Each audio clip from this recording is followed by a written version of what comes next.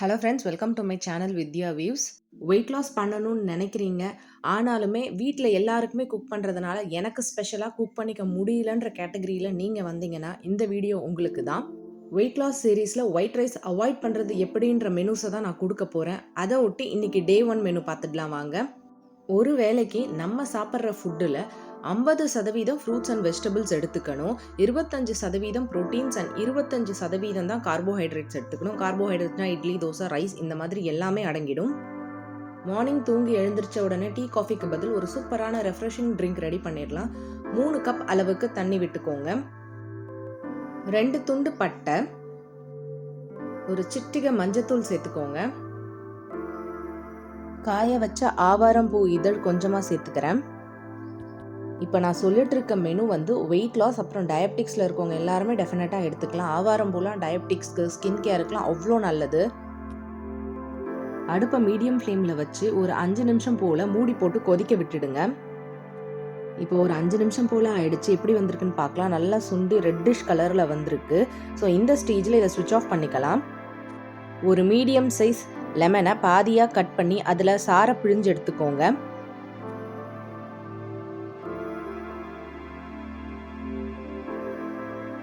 நான் 2 cup tea ready பண்ண போகிறதுனால இதை 2 கப்புக்கு பிரித்து எடுத்துக்கிறேன். நாம் கொதிக்க வச்ச தண்ணியை வடிகட்டி இந்த ஜூஸோடு சேர்த்துக்கோங்க. மார்னிங் ஒரு சூப்பரான சினமன் ஆவாரம்பூ லெமன் டீ ரெடி. பிரேக்ஃபாஸ்ட்டுக்கு நான் சாம தோசை ரெடி பண்ணியிருந்தேன். அதை எப்படி செய்யலான்னு பார்க்கலாம் வாங்க. 2 கப் அளவில் சாமை ஆட் பண்ணிக்கிட்டேன். கூடவே ஒரு அரை கப் அளவில் உளுந்து சேர்த்துருக்கேன்.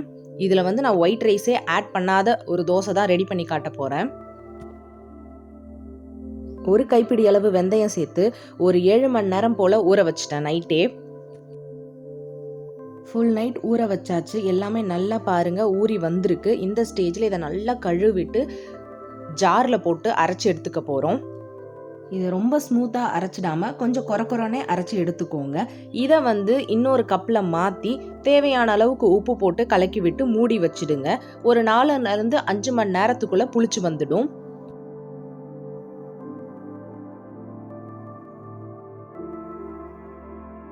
இப்போ வந்து ஒரு 5 மணி நேரம் போல் ஆயிடுச்சு.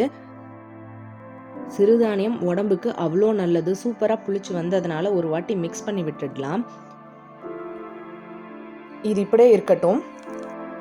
நான் ஒரு கைப்பிடி அளவு வல்லாரக்கீரை எடுத்திருக்கேன். வல்லாரக்கீரை ரொம்ப வந்து ஹெல்தியான கீரை. குழந்தைங்களுக்கும் நீங்கள் இதை கொடுக்கலாம். இந்த தோசை செய்யும்போது குழந்தைங்களுக்கு வெள்ளை தோசை மாவு கொடுத்துடுங்க.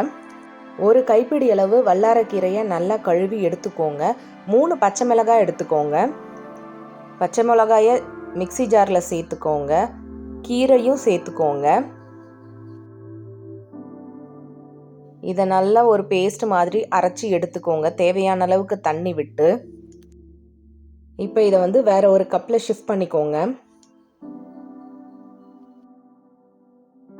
நாம் அரைச்சி வச்சுருந்த சாமதோசை மாவை இது கூட சேர்த்துக்கோங்க.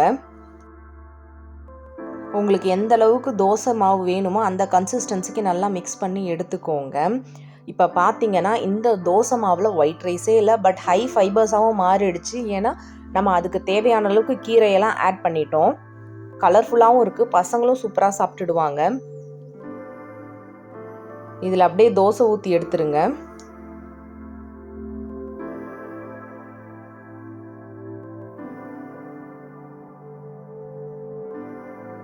அவ்வளோதான், சூப்பரான தோசை ரெடி ஆயிடுச்சு. உங்ககிட்ட கீரை இல்லைன்னா நீங்கள் சாதாரணமாகவே தோசை போட்டு சாப்பிட்டுக்கலாம்.